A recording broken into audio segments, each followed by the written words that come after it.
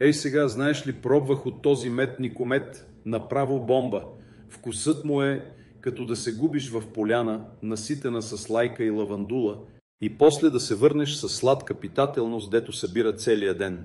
Казват, че българският мед Никомет е богат на антиоксиданти и витамини, пък и е идеален за гърло и имунитет. Толкова ми хареса, че отдавна го купувам, не само за мене, но и за семейството. Сутрин в чайенцето, вечерка на филията и за кашлица, казват му, че успокоява гърлото и подсилва, ако запее ти.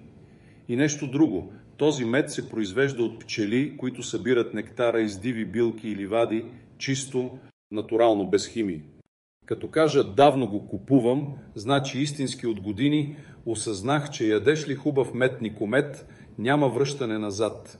Усещаш го, мек, но плътен, леко цветен аромат с деликатна сладост, нито прекалено тежък, нито безвкусен, типично като истински български, здравословен, домашен, от полето. Аз като човек, дето държи на качеството, знам, качественият мед има ниска влажност, високо съдържание на естествени захари и много минерали. И когато го сипвам в чашата или го мажа на филията, усещам удовлетворение, чист, истински вкус. Пробвай го, ама не отгоре, поръсено в чайчето на филийка сутрин и после ми кажи, дали не заслужава място на масата ти. Аз вече си купувам редовно, за себе си, за семейството, кръгът е затворен.